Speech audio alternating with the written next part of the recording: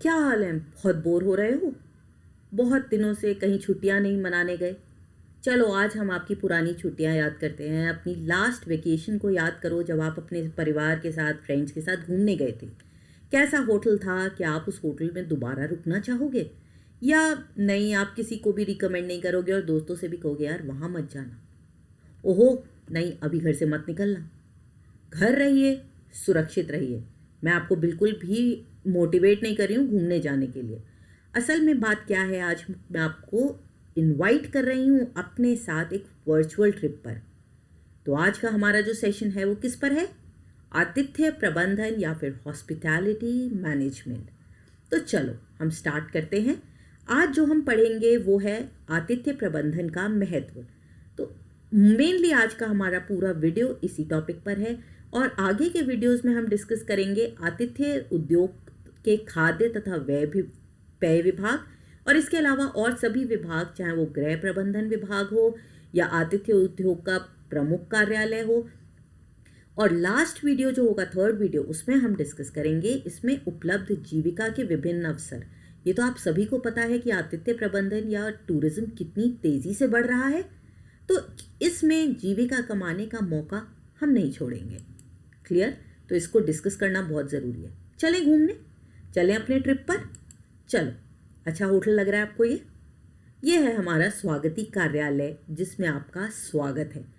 Hotel में देखिए हमने एक रिसेप्शनिस्ट भी है, वो आपको साइन इन करा रही है। अपने साइन करिए, अपनी डिटेल्स दीजिए और अपने रूम में जाने की तैयारी करिए।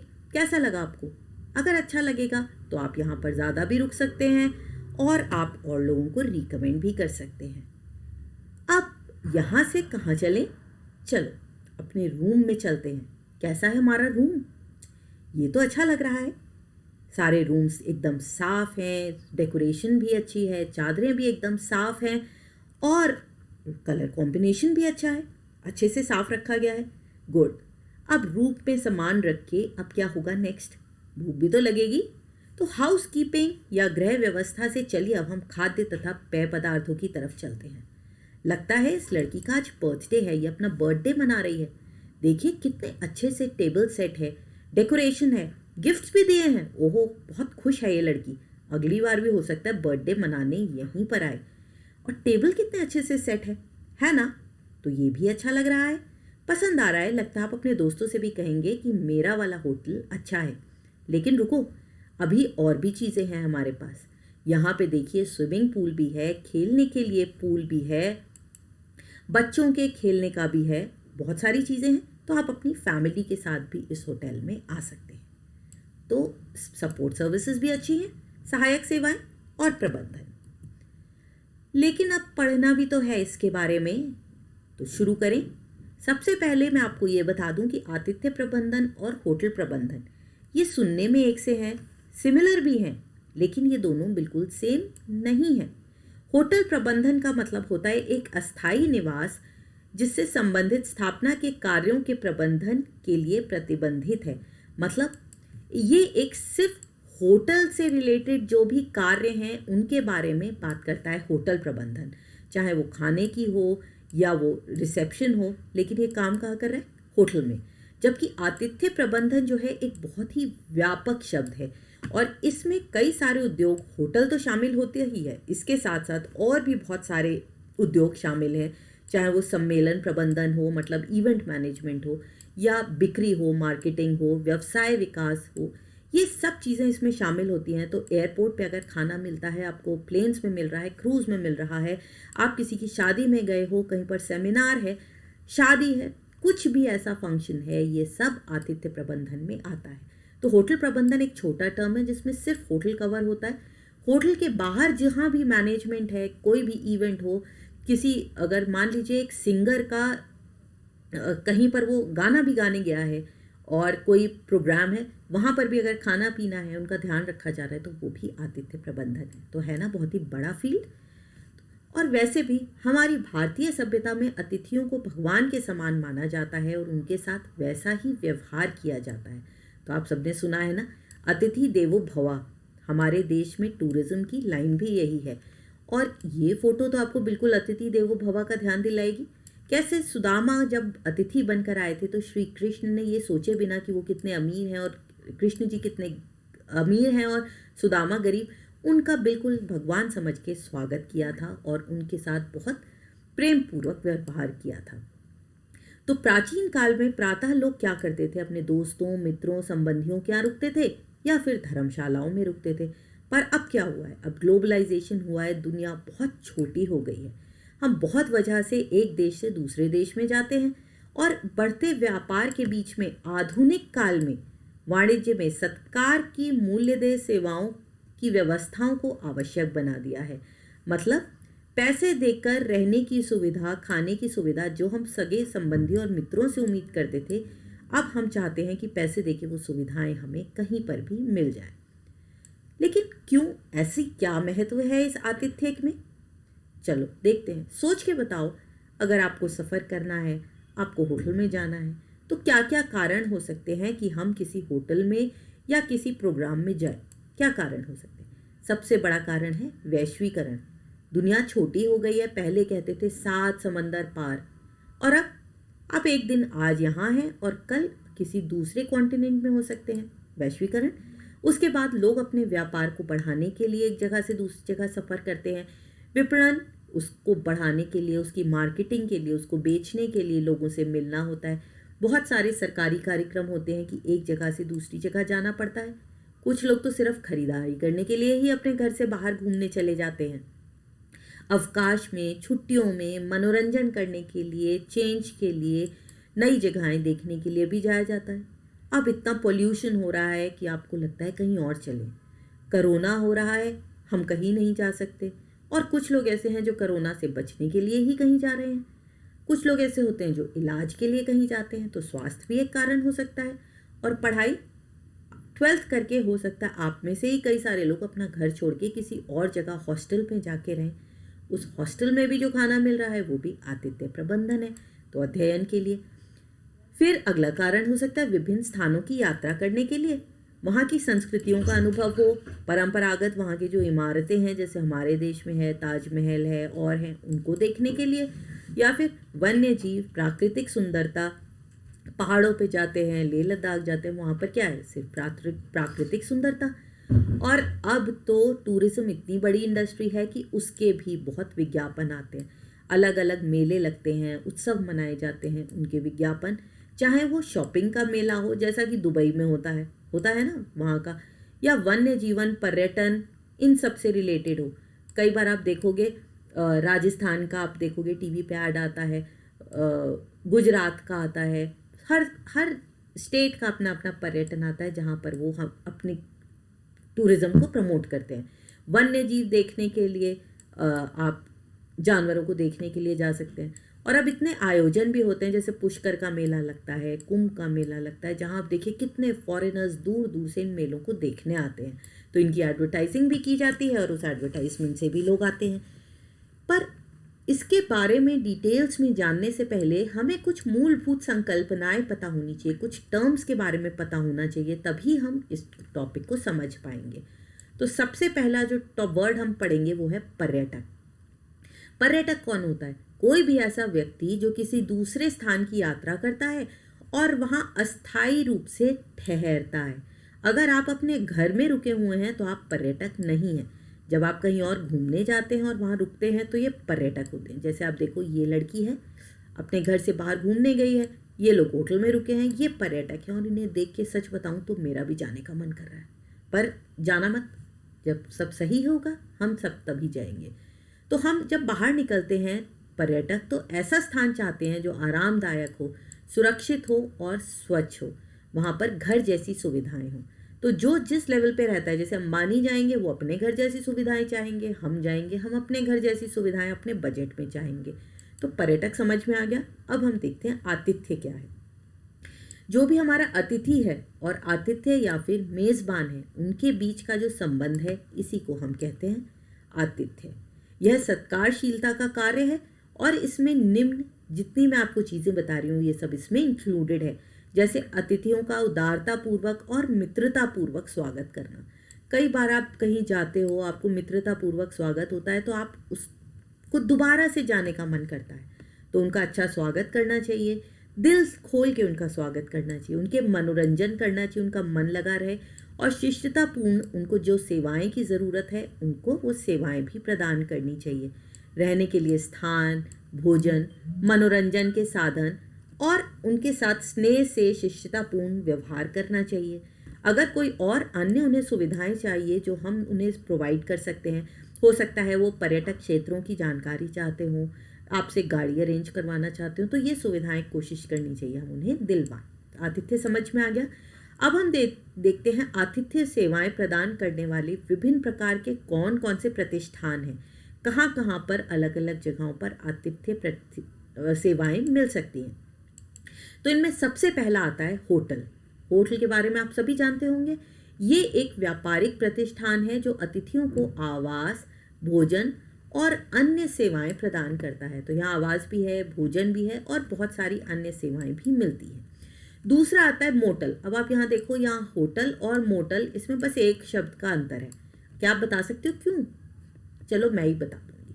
होटल जैसी सेवाएं तो यहाँ होती हैं, लेकिन यहाँ क्या होता है, कमरे के समीप या कमरे का दरवाज़ा, इसके दरवाजे पर ही पार्किंग की सुविधा प्रदान करता है। तो अगर ये आपका मोटल है तो आपको बिल्कुल देखो कमरे के सामने या बिल्कुल होटल के दरवाजे पर आपकी गाड़ी पार्क हो सकती है। तो होटल और मोटल में क्या फ़र्क है? जहाँ पर होटल के साथ मोटर मिल जाए। अगर हम होटल और मोटर दोनों को जोड़ दें तो वो बन जाता है हमारा मोटल। तो ये जो है ज़्यादातर होटल जितने बड़े नहीं होते, क्योंकि अगर इतना बड़ा होटल होगा तो आपके कमरे और पार्किंग में ज़्यादा दूरी होगी। तो ये छोटे होते हैं और ज़्यादा इमारतें ज़्यादा ऊंची नहीं होती और पार्किंग एकदम सामने होती है। तो इसका मतलब ये होटल जितनी ज़्यादा सुविधाएं तो प्रदान नहीं कर सकते, होटल से कुछ कम सुविधाएं प्रदान करते हैं और उससे थोड़े सस्ते भी होते हैं। फिर हम आते हैं आवास या लॉज पर। ये पहले ज़माने में ज़्यादा चलते थे, जहाँ पर किराए पर आपको रहने की जगह मिलती थी और जो रेफ्यूजीज़ होते थे, एक जगह से दूसरी जगह जा रहे थे, उनको दिया जाता था। बहुत ज़्यादा महंगा भी नहीं होता था। तो आज भी लॉज का इस्तेमाल होता है, जो इस तरह के मेन सोने की सेवाएं देते हैं। हो सकता है वो खाना और अन्य सेवाएं ना दें, और अगर दें भी तो बिल्कुल बेसिक सा खाना जो उनके यहाँ बन रहा है आपको वो दे सकते हैं। फिर आता है सैरगृह या रिजॉर्ट। आजकल सबसे ज़्यादा जो चल रहे हैं वो है रिजॉर्ट या सैरगृह। यहाँ पर अनेक प्रकार की सुविधाएं दी जाती हैं, जैसा आप ये देख रहे हो ना फोटो में, कितना सुंदर लग रहा है। यहाँ स्विमिंग पूल भी है, स्विमिंग पूल के पास बैठने और खाने की सुविधा भी है, अंदर खेल की सुविधाएं भी हो सकती हैं। तो यहाँ अवकाश के सारे क्रियाकलाप प्रदान होते हैं, जिससे पूर्ण अवकाश की अनुभव प्राप्त हो सकता है। आपको कहीं और जाने की इसमें ज़रूरत ही नहीं है। आप जो हैं वहीं पर रहकर सारे कार्य कर सकते हैं और इंटरटेनमेंट भी हो जाता है। अगला आता है सुसज्जित फ्लैट्स। मतलब अतिथियों को यहाँ पर अपेक्षित सुविधाएं प्रदान की जाती हैं, और ये जो है कोई रूम नहीं होता, ये एक पूरा फ्लैट होता है। ये जो पिक्चर है ये उसकी नहीं है, ये वाली पिक्चर है। अब ये देखो, अगर आप कहीं जा रहे हो, आपको ये पूरा फ्लैट मिल जाए, इसमें किचन भी होगी, नहाने की भी जगह होगी, और यहाँ पर आप अपनी पढ़ाई भी कर सकते हो। स्पेशली जो लोग अपना किचन खाना खुद बनाना चाहते हैं, लंबे समय के लिए जा रहे हैं, वो क्या देखते हैं कि उन्हें सुसज्जित फ्लैट मिल जाए। अगला ऑप्शन होता है सुसज्जित शिविर या फिर कैंप्स। जो लोग हाइकिंग करते हैं या जोखिम भरे खेल खेलते हैं, जो होटलों में नहीं रहना चाहते, उनके लिए क्या होता है, उनको टेंट, ये टेंट दिख रहा है आपको, ये टेंट है, ऐसे टेंट होते हैं। ये टेंट बेसिक टेंट्स भी हो सकते हैं और बहुत सारी सुविधाओं से सुसज्जित भी हो सकते हैं। तो जो हाइकिंग कर रहे हैं, जोखिम भरे खेल खेल रहे हैं, वहाँ पर तो आप देख रहे हो, ये लग्जरी कैंप्स भी हो सकते हैं और सिंपल कैंप्स भी हो सकते हैं। अब हम ये देखते हैं आतिथ्य सेवाओं की ज़रूरत कहाँ कहाँ है। जहाँ जहाँ सेवाएं हैं वहाँ वहाँ मौके हैं और करियर अपॉर्चुनिटीज़ हैं। सम्मेलन हो, सभाएं हो, यहाँ है, देखो यहाँ पर अगर खाना होगा, ये लोग जाएंगे, रिसेप्शन होगा, इनसे बात होगी, तो सम्मेलन और सभाएं। विवाह है, पार्टियां हैं, बर्थडे पार्टी है, कोई इवेंट मैनेजमेंट है, वहाँ पर हो सकता है। स्मारक आप घूमने जाते हैं, वहाँ पर जो सेवाएं मिलती हैं वो भी आतिथ्य सेवाएं हैं। थीम पार्क्स हो गए, ये देखो एडवेंचर पार्क, वाटर पार्क, ये सारी आतिथ्य सेवाएं हैं। समुद्री पर्यटन है, क्रूज़ है, मनोरंजन पार्क है, गेस्ट हाउस हैं, ये सारी जगहें जो हैं पर्यटन से रिलेटेड हैं। इस क्रूज़ में भी खाना पीना जो मिलता है, जो सेवाएं होती हैं, वो सब आतिथ्य सेवाएं हैं। साहसिक गतिविधियाँ, आप कैंपिंग के लिए जा रहे हो, हाइकिंग के लिए जा रहे हो, साइकिलिंग के लिए जा रहे हो, वहाँ सब जगह आतिथ्य सेवाएं होती हैं। अस्पताल और छात्रावास या हॉस्टल, यहाँ भी जो सेवाएं हैं वो भी आतिथ्य सेवाएं हैं। ठीक है।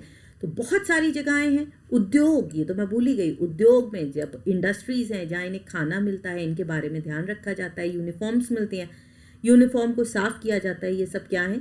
आतिथ्य सेवाएं। क्लियर? तो अब हम देखते हैं आतिथ्य उद्योगों के विभिन्न विभाग या डिपार्टमेंट्स कौन से हैं। इनकी डिटेल्स हम अगले वीडियो में करेंगे, ठीक।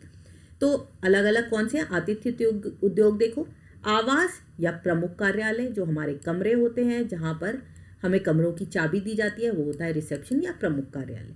फिर आतिथ्य सत्कार तथा मनोरंजन, यहाँ पर हम बैठ सकते हैं, खा पी सकते हैं, अपना इंटरटेनमेंट कर सकते हैं, खेल सकते हैं, कैरम वगैरह खेल सकते हैं। फिर बैठक तथा घटनाएं, हर जगह कुछ कॉन्फ्रेंस हॉल्स वगैरह होते हैं जहाँ पर हम मीटिंग्स कर सकते हैं, लोगों से मिल सकते हैं, और अपनी भूख खत्म करने के लिए भोजन तथा पेय सेवा, ये भी बहुत इम्पॉर्टेंट है।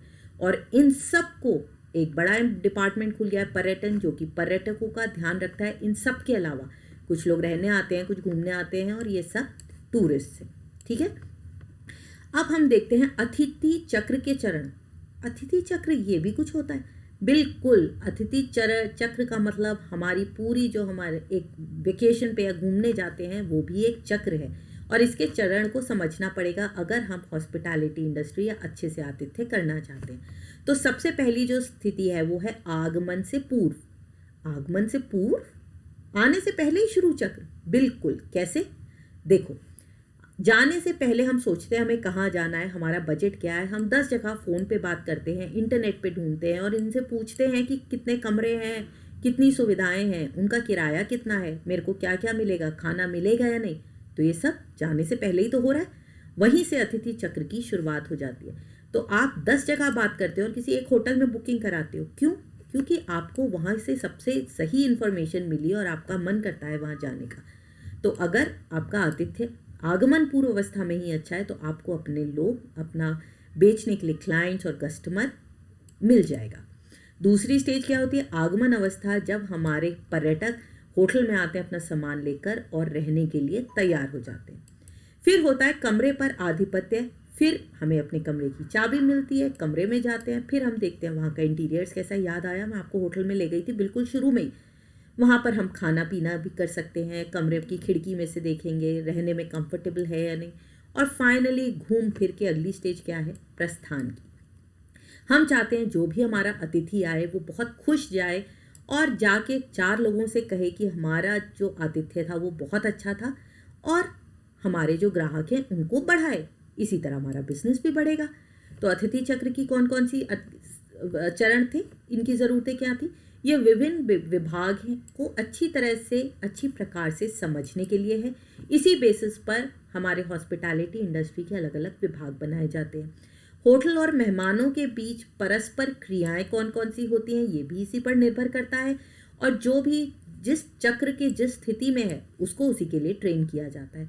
इसमें 4 चरण होते हैं। पहला चरण है आगमन पूर्व अवस्था।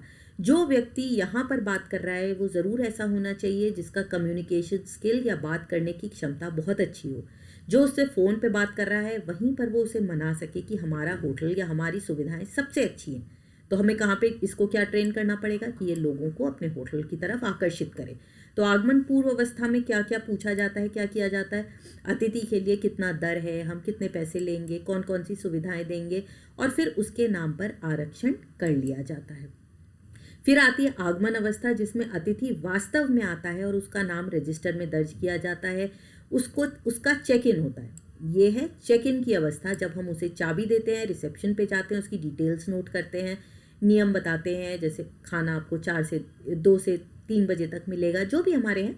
और इसको हम जब चाबी देते हैं इसको हम कहते हैं चेक इन। फिर है कमरे पर आधिपत्य। ये मुख्य बिंदु है, यहाँ से डिसाइड होगा कि आपका अतिथि आपसे संतुष्ट है या नहीं है। क्या वो दोबारा आपके होटल में आएगा, किसी से आपके होटल की तारीफ करेगा, या कह देगा भैया उस होटल में बिल्कुल भी मत जाना। तो यहाँ हमें अतिथि की आवश्यकताओं के अनुसार उसको सुविधाएं प्रदान करनी होती है और सुरक्षा प्रदान करनी होती है। तो ये सुरक्षा और सेवाओं का समन्वयन भी है। अतिथि का संरक्षण सुनिश्चित करना होता है कि वो हमारा संरक्षित रहे और सेवाओं का आगे भी उपयोग करे। अब ग्राहक की जो निष्ठा है उसको पाने की यही सबसे इम्पॉर्टेंट स्टेज है और उसे बनाए रखने का हर प्रयास करना चाहिए। तो जब कमरे पर आधिपत्य हो जाता है तो जो लोग यहाँ पर लगे हुए हैं इस कार्य में, उन्हें ट्रेन क्यों करना पड़ेगा कि वो लोगों को, जो हमारे कस्टमर्स आएंगे, जो अतिथि आएंगे, हम उनको अपने लिए निष्ठा क्रिएट कर सके, वो हमें दोबारा आए हमारे यहाँ और हमसे संतुष्ट हो। और फाइनल स्टेज है प्रस्थान की अवस्था, ये अंतिम अवस्था है जब हमारा अतिथि आवास छोड़कर जा रहा है, और इसे हम कहते हैं check in, checkout. Check in जब हमें चाबी मिल रही है और चेकआउट जब हम चाबी देकर जाने के लिए तैयार हैं। तो यहाँ पर अतिथि का अद्यतन रिकॉर्ड, वो कब आया था, किस टाइम गया, उसने कितना खाया, बिल में कितने खर्चे हुआ, ये सब प्रस्थान के समय हम उसको सेटल करते हैं और उसकी अन्य सूचनाएं ले लेते हैं, उसका फ़ोन नंबर नोट करते हैं, और इसे हम कहते हैं अतिथि संबंधी जानकारी। और इस सेवाओं के बारे में अतिथि की राय भी देखते हैं, और इसे जो हमें फीडबैक फॉर्म, प्रतिपुष्ट मतलब फीडबैक फॉर्म, वो भी हम भरवा लेते हैं कि उन्हें हमारे होटल में क्या अच्छा लगा और क्या अच्छा नहीं लगा। जो अच्छा नहीं लगा, कोशिश ये होगी कि हम उनको, होटल वाले जो हैं, उसको सुधारें और अगली बार आतिथ्य और भी अच्छा हो, और भी ज़्यादा हमारे अतिथि हमारे यहाँ से खुश होके जाए। आई होप आपको ये समझ में आ गया होगा। और जैसे वो फीडबैक लेते हैं, मैं आपसे फीडबैक मांग रही हूँ कमेंट सेक्शन में, अच्छा लगा है या बुरा, जो कमी लग रही है मुझे कमेंट सेक्शन में बताइए। इसी के बेसिस पर हम आगे बढ़ पाते हैं। अच्छा लगा है तो थम्स अप करना बिल्कुल मत भूलना, इससे अच्छा मुझे कुछ भी नहीं लगेगा। और नहीं भी अच्छा लगा है तो मुझे बताइए रीज़न। डिसलाइक तो कर सकते हो पर रीज़न भी बताओ, ताकि नेक्स्ट टाइम मैं उसे इम्प्रूव करूँ। अपने फ्रेंड्स के साथ शेयर करो, और अगर अभी तक सब्सक्राइब नहीं किया है तो नॉलेज इज़ फन 2020 को सब्सक्राइब करो। नेक्स्ट वीडियो में हम इसके अलग अलग विभागों के बारे में और वहाँ पर आप क्या क्या कर सकते हो उसके बारे में बात करेंगे, और लास्ट वीडियो में हम आपके करियर की बात करेंगे। तो टिल देन, बाय बाय।